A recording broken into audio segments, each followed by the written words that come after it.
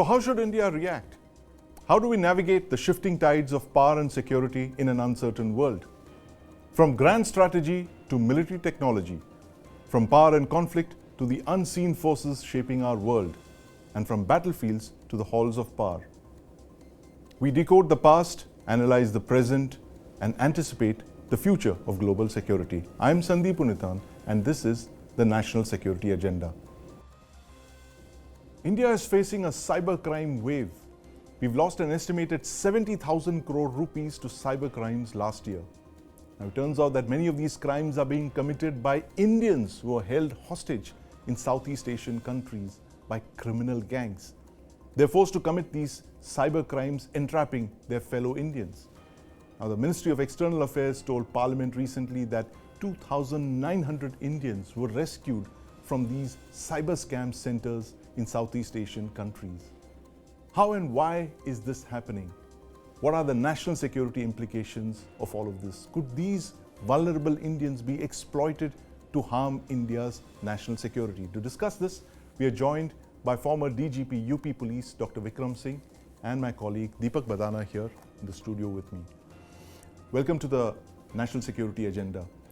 Deepak, I want to start by asking you this, since you've been tracking this story for several months now. How and why are Indians being entrapped and taken to Southeast Asian countries?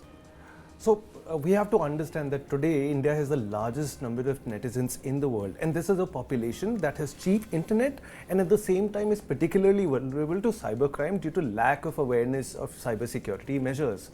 Now there are these syndicates in Southeast Asia which are exploiting these vulnerabilities.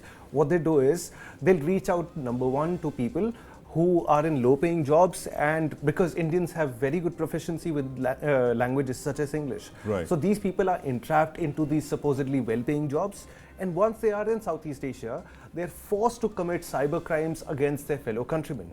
Now this is the second round of victimization of Indian people, wherein everyday citizens, retirees, even civil servants, Yes. judges included, Right. they are entrapped into digital arrests, into n number of different scams. Right, and all of these scams are being committed by Indians in cybercrime centers It's a in Southeast multinational Asia. corporation of crime that is being run from Southeast Asia. Right, You have right. every nationality imaginable there, and of course they're employing Indians because of their proficiency with languages. Right. A worrying trend indeed, and Dr.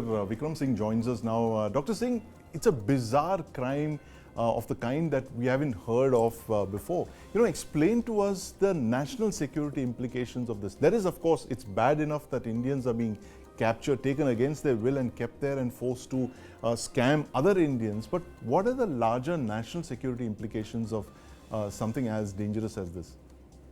I'm happy that you have raised this topic. There are multiple dimensions to this threat to us. It is not just a financial problem that the country is being deprived of 70,000 crores.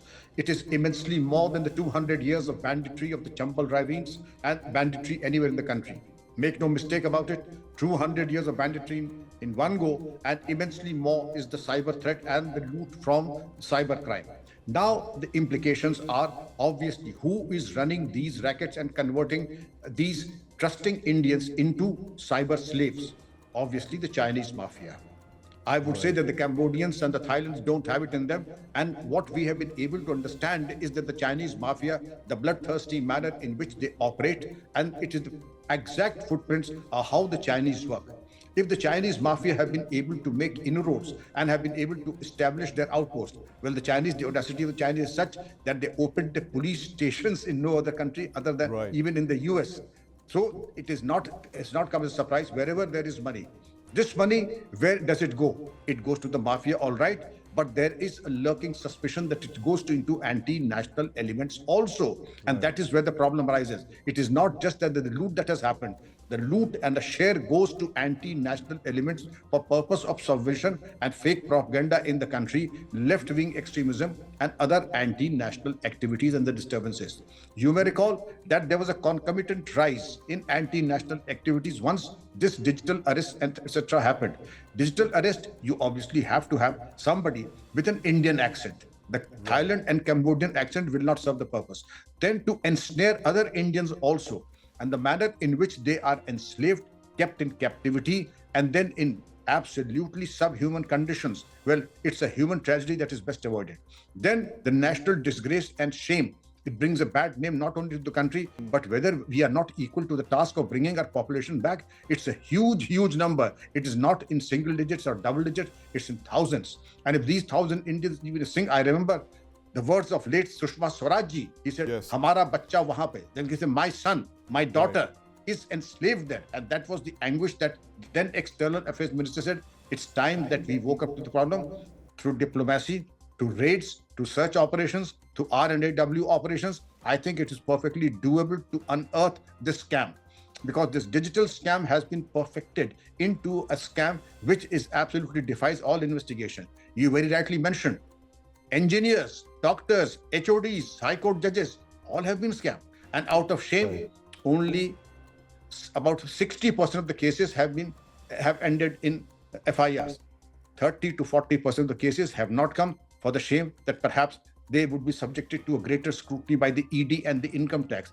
Therefore, a larger investigation has to follow, so that there is this white paper on how much loot has happened and how the money was transferred into which accounts and collated, so that all the investigating agencies are on the same page, and every single person who has been privy or a willing accessory to this crime, and even if an unwilling accessory, because they are manipulated and arm twisted to the manner so that they play ball with the Chinese mafia and then end up making a mess or a bigger mess of their lives and their families. Absolutely, very valid suggestions there, Dr. Singh. The fact is that we do need a white paper. We need a thorough investigation of these crimes, because as you said, there seems to be, a transnational criminal organization behind this, or probably organizations. But Deepak, what do your investigations tell you? Is there a criminal organization behind all of these scams? So when we look at Southeast Asia, we have a number of different criminal organizations that operate in the grey zone. These are almost lawless areas where there's no difference between the criminal syndicates on one hand and the government on the other. And what you have is a multiplicity of organizations. So you have Bangladeshis, Nepalese, you have Pakistani expats over there, you have Indians who've been entrapped, you have got Russians and Central Asians. Right. But you'll notice one thing every time you investigate. All the threads always lead up to a single individual. And this is a man of Chinese origin who is the head presently of the Golden Triangle Special Economic Zone. Right. This is a man, he goes by several names today. But if you go to Cambodia or Laos, he's as big over there as, say, the Ambanis. You'll find big posters. He's been given national awards, while at the same time he also has a dubious distinction of an Interpol Red Corner notice against him. And yet, no one seems to be able to even come close to these organizations. So the question is, who protects them? And invariably the answer will come that there is at least, if not active protection, there is deliberate inaction on part of the Chinese. Absolutely, on the part of the Chinese. And like you said, that there seems to be a wider conspiracy at play there. In fact, Deepak spoke with one of these victims who've been brought back, one of the 2,900 Indians that were rescued from Cambodia and brought back to India. Let's listen in. वो दिन जिस time मैं अकेला रहना शुरू किया, मैं अपना परिवार में नहीं बताया था, मेरे अपने भैया को ही बताया था। फिर बाद में अपना दीदी जीजा सबको बताया, तो उन्होंने मेरे फैमिली में भी बता दिए। तो फिर ये लोग रोना शुरू कर दिए। फिर मैंने उनको बोलता था कि भाई कोई प्रॉब्लम नहीं है, मैं ठीक ठाक हूँ। फिर मैं खुद मेरा जो वो था, रात को नींद नहीं आता था, कब सुबह 7-8 बज जाता था पता नहीं चलता था। मेरे को मेरा सिर का एक नस है ना, वो चलता रहता था। मैं ऐसे निकलूँगा कैसे, बहुत मुश्किल, क्योंकि पुलिस कुछ भी नहीं है वहाँ पे, किसी की नहीं चलता है, और सिर्फ पैसे दो और जाओ। गेट से तो बाहर निकल नहीं सकते। गेट पे करीबन 15 फीट की टीन लगा हुआ है चारों ओर बाउंड्री के। आप टीन में कूद भी नहीं सकते, क्योंकि टीन चढ़ोगे तो वो बैंड हो जाएगा, साउंड होगा। वो बहुत अपना प्रोसीजर करके रखे हुए हैं। वहाँ से बाहर निकलना मुश्किल है, और पासपोर्ट नहीं है, तो फिर वहाँ पे लैंग्वेज पता नहीं है, पासपोर्ट नहीं है। आप जिसको पूछोगे वो कंबोडियन चाइनीज़ के साथ टाई अप रहते हैं सब, क्योंकि वो पूरा इलाके में यही काम है ना, सबको मालूम है यही काम है, उनका बिजनेस बढ़ता है। कंबोडिया गरीब कंट्री है, काफ़ी गरीब है, तो उनका बिजनेस चल रहा है, लोग अगर वहाँ पे जाके रुकते हैं तो उनका कंजप्शन ट्रांजैक्शन बढ़ता है. Worrying story there of an Indian trapped in Southeast Asia. And as Dr. Singh, you mentioned, the fact is that we need a more thorough investigation into this. But, given your experience in the investigation agencies, which is the one agency you think that should immediately start investigating? Would it be the NIA? Would it be some of the other organizations, probably the CBI, for instance? What do you suggest? I would strongly recommend that it's perhaps like a multiple surgery. You have to have the best picked officers from the CBI, ED, NIA, and an SIT should be constituted so that we have the best components, not only of the investigating officers from these 3 or 4 agencies, but also IT experts, the Hawala experts, people who do in financial cryptocurrency and the like, and also who deal in gold and bullion, so that every aspect of this racket is taken into account. Because the insidious and the minds that have been able to formulate this strategy, as far as crime is concerned, it is difficult to identify a more successful strategy of crime than this digital arrest and the cyber loot. Because 70,000 crores in such paradigm absolutely belittles the 200 years of banditry. Therefore, one agency will not be equal to the task. All the agencies will not be. There'll have to be domain experts of Hawala, money laundering, and all aspects of how to siphon off the money, and those who deal with the dark web also, how to get access to it. I know initially they were the people who were very rich, very prosperous, income tax, but at the end of the day, somebody was giving the intelligence that these are the likely trusting senior citizens on pension and also on drugs. And how could they, for a moment, how were they able to access that these are people with deep pockets and also on insulin and barbiturates and also sleeping pills? If that be the case, well, the success rate was almost 90%. Then they came down lower to the level of pensioners, but they were not on prescription drugs. Then it was almost free for all. It was difficult to identify any family where the digital arrest was not tried. Therefore, the insidious manner, the planned manner, the orchestrated manner in which they operated, well, it has to be investigated, not like any investigation, but like a PhD thesis.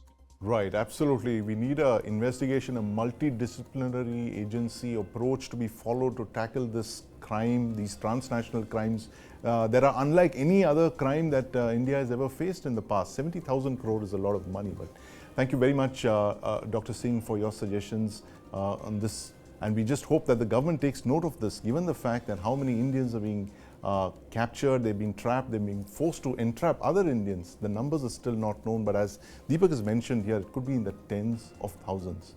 Deepak Bhadana also spoke with Lindsay Kennedy, who's research director at the Eyewitness Project that's looking into global transnational crime. Let's listen into what she has to say about these transnational crime, cybercrime organizations. So at the moment, the UN, last year, the UN estimated that there were somewhere between 100,000 and 120,000 people trapped against their will working in online scams just in Cambodia. And then similar numbers of people in Myanmar and Laos and the Philippines, or the Philippines is now taking quite big steps to try and stop that industry. But this kind of began as a situation where you had casino towns springing up all over Southeast Asia, where governments thought this was going to be a great way for us to make money. And then in China, sorry, let me start that again, sorry. So China has a very zero tolerance approach to gambling, especially online gambling, right? But they also have an enormous market of people that love online gambling. So there's been a kind of cat and mouse game for sort of decades now, really, where online gambling groups and scam groups that often exploit people who are gambling online in order to steal all their money, especially if they're in countries where it's illegal, so you've got no recourse, right? They're always looking for new places to go. And this always used to be relatively small scale, so they would often go to Myanmar, to areas where there were kind of casino hubs, and then they would set up above a casino. And then when Cambodia opened up to casinos around sort of 2014, they started using Cambodia as a base for this, right? The problem was that Cambodia just has very weak oversight, but also Cambodian elites started realizing they could get in on the action and started actually green-lighting whole new cities and towns that would be built almost entirely to accommodate casinos and online gambling compounds, right?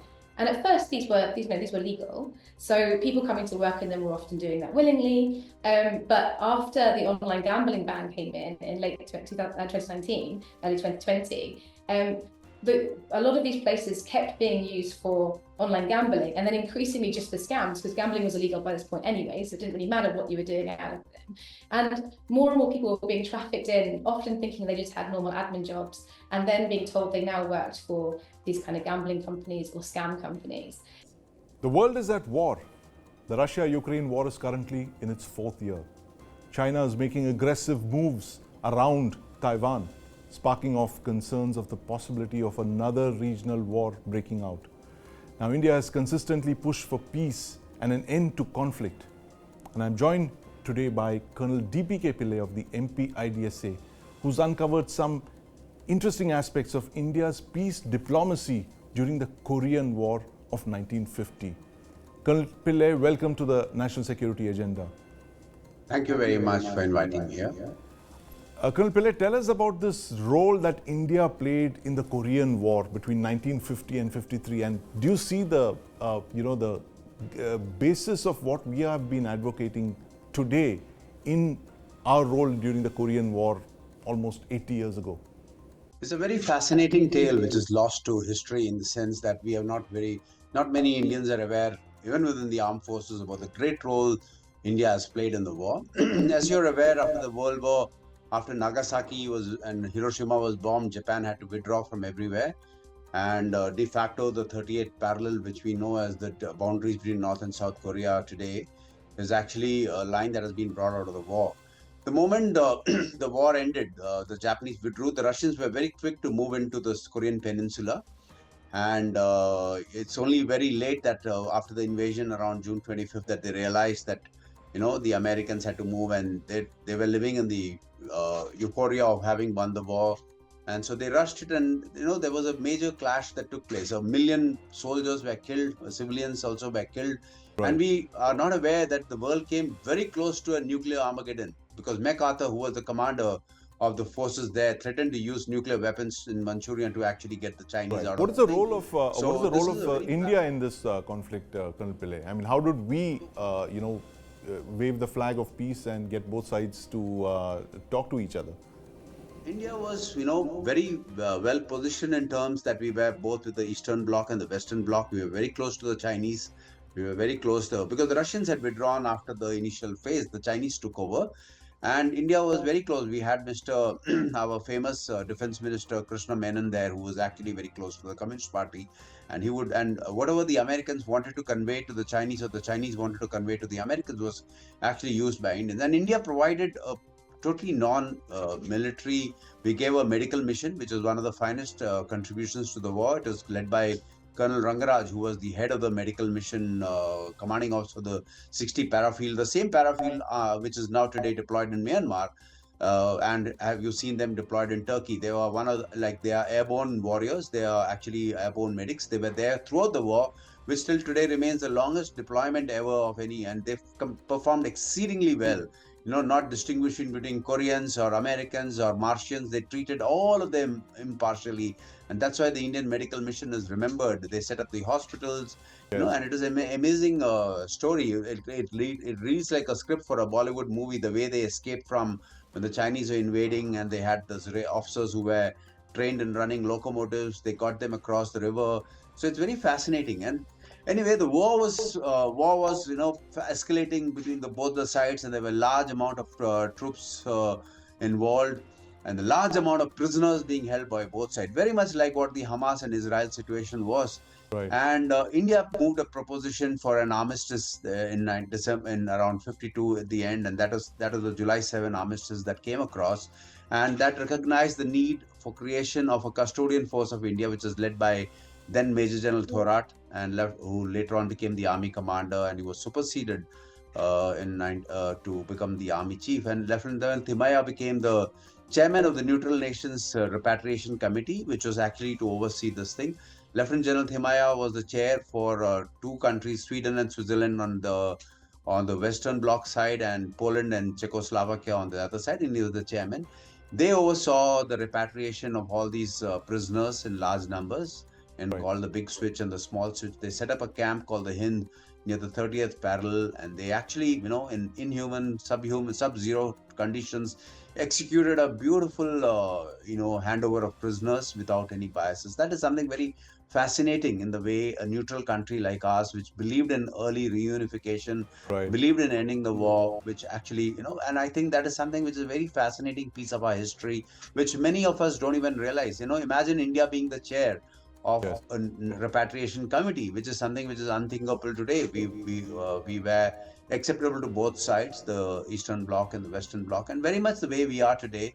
We are capable of actually straddling both sides of what we have been. Lessons from the Korean War for today, Colonel Pillay, in 2025, nearly 80 years later. What lessons can we draw from that war? Our role See, particularly. we've actually practiced what we have believed all throughout, in subconsciously or consciously. We've actually been very, very neutral in all conflicts. Even if you see our own intervention in Bangladesh in 1971 against the world's opinion, it was actually a geopolitical game. Bangladesh, East Pakistan served, despite all that genocide that was taking place. And if you see the statements that came out in the United Nations, where George Bush the senior was the permanent envoy, you see, and how they were actually moving the Seventh Fleet to actually land in Chittagong. We intervened on humanitarian grounds, and we ended the war, absolutely handed over the prisoners, took care of all the prisoners. We didn't want Right. brutality. Ideally, any wily country would have handed over those prisoners to the Bangladeshis who would just gain independence, and there would have been bloodbath. But now today, in hindsight, I think we did a mistake. We should have actually handed over them to the newly created Bangladesh. To face trial in newly created Bangladesh. But lots of important lessons there, Colonel Pillay. Thank you very much for highlighting those lessons from a forgotten war, the Korean War of 1950 to 53, where 3 million people were killed. And of course, India playing the role that India has always played, a benign role, a role of a peacekeeper, a peacemaker, and of course, bringing in health and the air ambulance corps that you mentioned. India's to the rescue always, each time, every time, whether it's fire, flood, disaster or war. Thank you very much for joining us, Colonel Pillay, with those deep insights on our role in Korea. India has contested boundaries of over 4,000 kilometers with two of its neighbors, China and Pakistan. Both countries are nuclear-armed nations who are in a collusive relationship with each other, against us, of course. Now, India has fought 4 wars with China and Pakistan over the last 75 years. Until border disputes are settled, there is no prospect of large-scale trade movement across disputed frontiers. Now, India's 4,000-kilometer border with Bangladesh is its longest with any country. Bangladesh offers the shortest sea access to the 7 Indian states of the northeast. But the pro-India government of Sheikh Hasina was ousted last year and replaced by an unelected chief advisor, Mohammad Yunus. Yunus is no friend of India.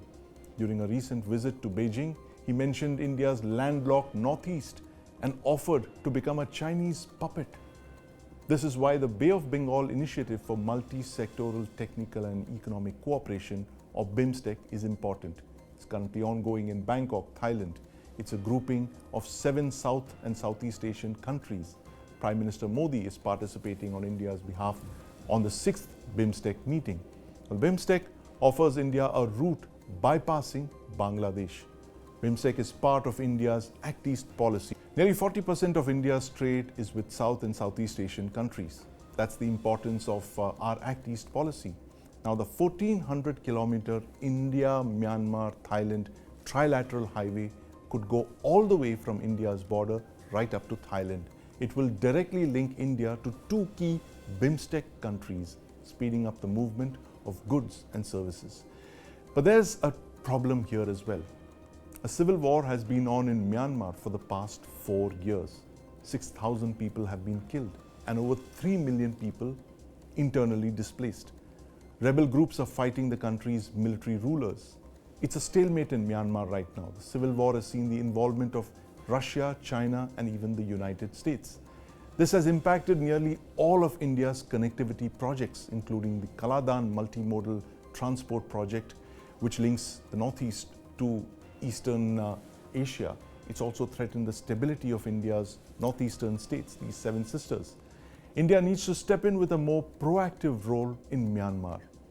Now, elections are due later this year in Myanmar. The conduct of these elections with the participation of rebel groups, could be the only lasting solution to peace in Myanmar. India needs to play peacemaker again here to end the violence and restore democracy. That's all for tonight. Thank you for watching, and we'll see you next time with more insights and analysis on the national security agenda.